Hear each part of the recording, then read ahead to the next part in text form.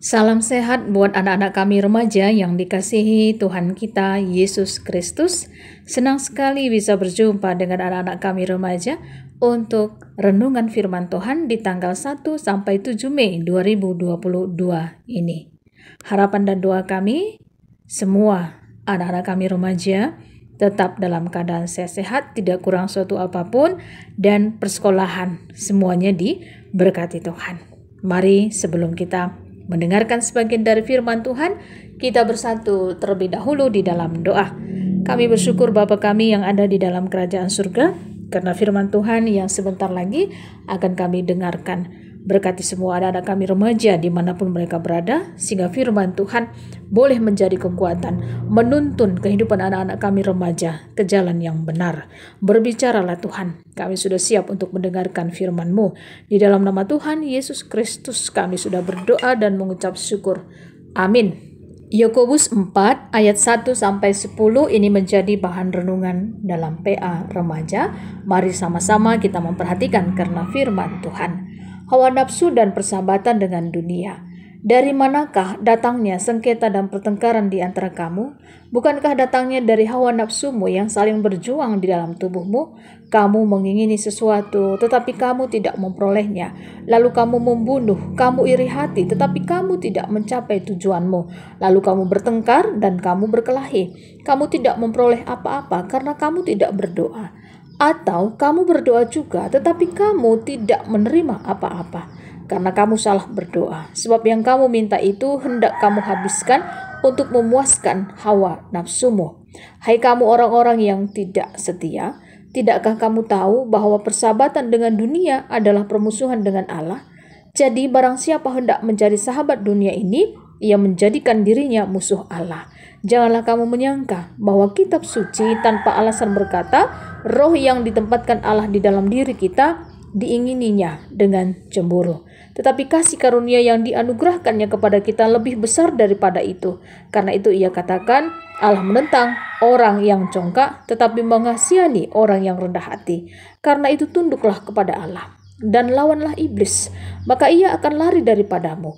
Mendekatlah kepada Allah, dan ia akan mendekat kepadamu.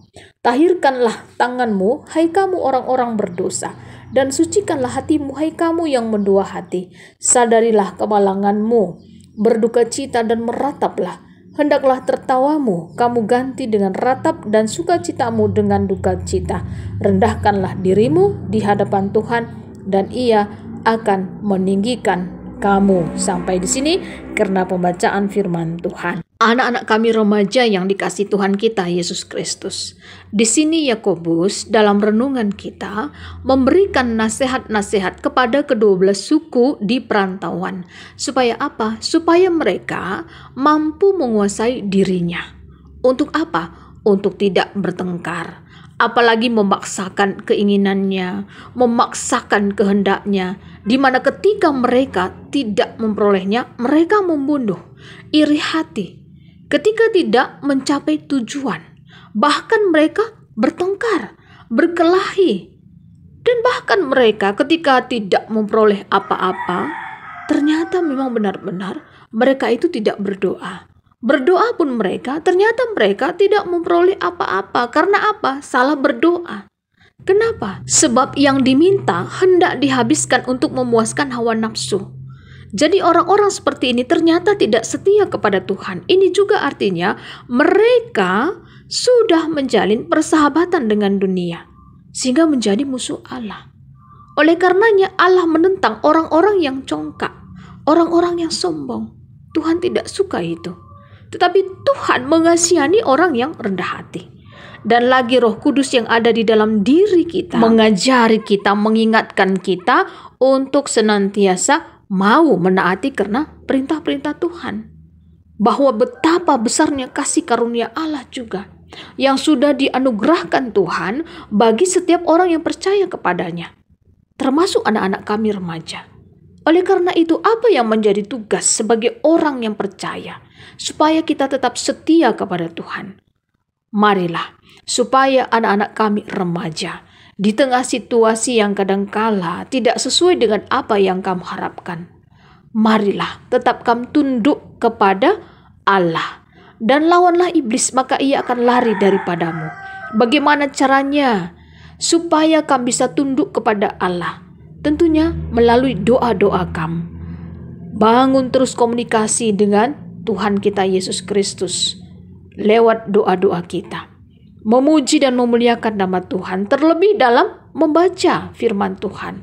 Mari direnungkan firman Tuhan siang dan malam, supaya mengerti apa yang menjadi kehendak Tuhan dan kamu bisa jalankan di dalam kehidupan setiap hari, baik di rumah, di sekolah, di gereja, dan dimanapun berada. Tetap menjadi anak-anak yang takut akan Tuhan. Berikutnya adalah, marilah anak-anak kami remaja untuk mendekat kepada Allah, dan Ia akan mendekat kepadamu. Tahirkanlah tanganmu, hai kamu orang-orang berdosa, dan sucikanlah hatimu, hai kamu yang mendua hati.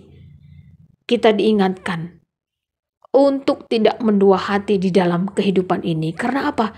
Karena orang yang mendua hati tidak akan tenang di dalam kehidupannya. Contohnya apa? Contohnya anak-anak kami remaja ketika mendua hati, bisa jadi hatindu dalam menyelesaikan pelajaran du. Satu lagi hatindu yang kamu pikirkan adalah main game, main HP. Pasti kamu tidak akan tenang. Fokuskan dulu. Kalau memang mau main HP, silahkan main HP. Buat waktunya, atur waktunya. Setelah itu baru menyelesaikan pelajarannya. Atau sebaliknya, menyelesaikan pelajarannya terlebih dahulu baru main game gitu ya. Mungkin yang berikutnya juga dalam contohnya, bisa jadi ketika kamu hatimu mau menyembah Tuhan di hari Minggu, tapi kamu dibebankan. Untuk apa? Kamu selalu mengerjakan tugas di sekolah. Dalam arti menyelesaikan PR-PR di dalam kebaktian minggu, contohnya seperti itu. Itu juga menandakan sebenarnya kamu tidak fokus di dalam memuji dan memuliakan nama Tuhan. Bulatkan tekad sebenarnya. Fokus terlebih dahulu. Untuk apa? Untuk menyembah Tuhan. Setelah itu, kalau mau dikerjakan pekerjaan sekolahnya, silakan untuk dikerjakan. Jadi benar-benarlah, biarkanlah hati itu fokus anak-anak kami remaja dalam memuji, memuliakan nama Tuhan. Marilah anak-anak kami remaja, walaupun kamu masih anak-anak remaja, kami berharap bahwa kamu sudah bisa menentukan pilihan du. Karena apa? Karena hidup ini adalah pilihan. Apa yang kamu pilih pada hari ini, itu akan sangat mempengaruhi di masa depan du. Kalau di hari ini memang benar-benar kamu tulus untuk datang menyembah kepada Tuhan, yakin percaya, iman percaya Anda akan selalu dibaharui oleh Roh Kudus Tuhan. Dan kalau di hari ini kamu benar-benar mau rajin untuk belajar, rajin ke sekolah, dengar-dengaran apa kata guru di sekolah, pasti cita-cita masa depan Anda akan menjadi lebih baik. Apalagi dengar-dengaran nasihat dari orang tua Anda. Tidak ada orang tua yang mengerahkan anak-anaknya ke jalan yang salah. Semua orang tua mengharapkan supaya anak-anaknya itu menjadi anak-anak yang takut akan Tuhan, berhasil dalam kehidupannya. Maka dengarkanlah apa kata orang tua. Terlebih dengar-dengaran apa kata firman Tuhan.